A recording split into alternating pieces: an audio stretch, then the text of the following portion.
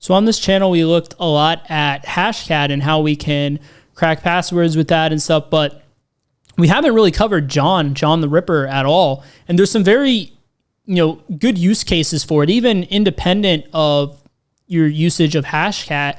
You can really come into play. Now, I was working on some CTFs recently, and I've really found a lot of use to really use a lot of these John tools, and I wanted to showcase them to you guys here, just to really also provide a methodology for you to know, like, okay, when should I be thinking to use these tools? And if I encounter this particular issue, how do I get past this hurdle? So now, if you are diligent about watching these, technical content videos, whether through my channel or other YouTubers out there, other streamers, as long as you're applying that as well, of course, it's only a matter of time until you are job ready. And one of the important stages, one of the big stages that are going to come up is the interview process. So go ahead and check out my top 10 pen testing interview questions down in the description below, absolutely for free, to get ahead of the curve. So let's just take a look at, I don't know why it looked like that, but let's just take a look at some files that I've prepared here to demonstrate this. So we have a PFX file and a zip file.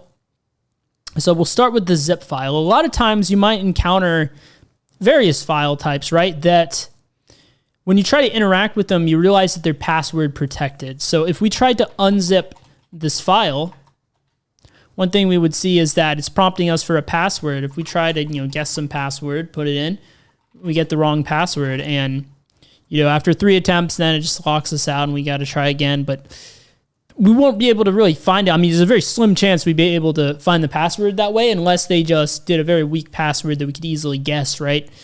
So what do we do in this situation, right? Now, it's very likely that, and especially on a CTF, that there's a weak password. And now even in real life as well. So let me clear that up just to move forward here. A lot of times people use weak passwords in reality as well. But certainly if you find a file like this on a CTF, that's the very first thing I'd think is to run it against like a rocku.txt or something like that. But before we can do that, like how would we even go about brute forcing this thing? Well, that's usually where these John tools can come into play. So first of all, I want to know, like, what is the file type? We see it's a zip file, right? We could confirm that with the file command. We see here that it is in fact a zip file. So we can use a tool called zip to John. And there's a lot of, file type to John, right? Insert file type here to John. A lot of these things exist. And what they do is that it takes that file and it extracts a password hash. And then if you're able to crack that hash, either using John or Hashcat, then you will obtain the password that will let you into that file. So if we try to do it, it's very simple to use. All we have to say is zip to John, file.zip. And boom, it dumps the hash to the screen. So if we just instead redirect this to, we'll call it ziphash.txt. Now, if we want to crack this, all we need to do is run it with John. So we can do John, and it's really this simple, right? And as well, we could run this with Hashcat, but since we're using John, may as well continue using John here. So we could just do John ziphash.txt. And this would be to just run it against the default word list. What we're going to want to do is we want to specify a rocku.txt most likely, or our own word list, custom word list. So if we do tac word list equals, that's the caveat to this. It wants you to do the equals, not the space afterwards, I do believe. At least this is how I always run it. So user share word lists, rocku.txt. You can run it just like that. Now, I've already cracked this hash. That's why it's showing this. But if you're running this for the first time, it will, attempt to crack it, and it will show you the password right then and there. But if we wanted to display what the password is, very simple. I just come in and delete the word list parameter here, and I'll add a tac show. And now, there we go. We have the password that will get us into this zip file. So now, let's just go ahead and use that, right? And by the way, let me just take a step back here for a second. If you are not sure how to get zip to John or any of these to John things, like you should have them, I believe, already on Kali Linux if you're using that. But if you are using some other distro and you don't have it for whatever reason, you can do an app search on John. And I believe it's just well, that might have been a little too broad, but I can tell you for a fact that you just got to run sudo apt-get install John. And that will get you John the Ripper, as well as all these 2John utilities as well. So that should be all you need to do. But yeah, let's just go ahead and unzip this file since we do have the password for it. Let's see here. I did save this down. So copy and paste it over.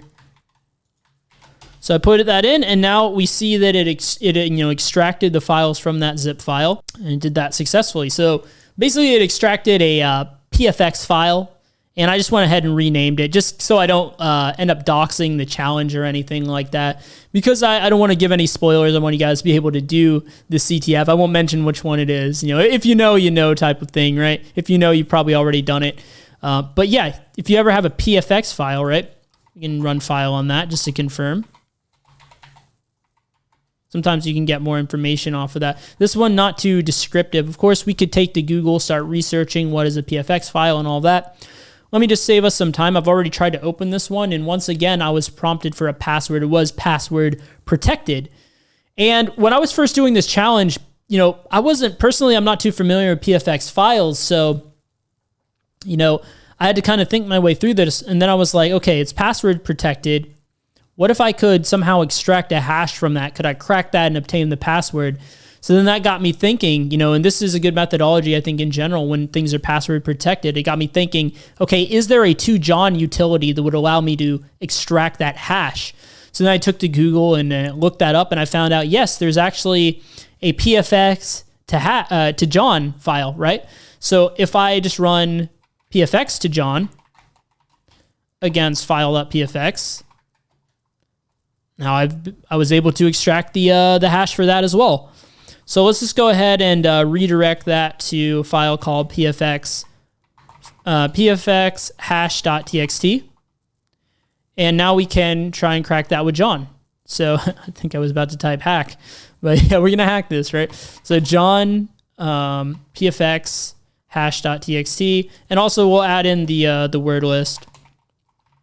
So our word list that we're going to use, once again, will be user share word list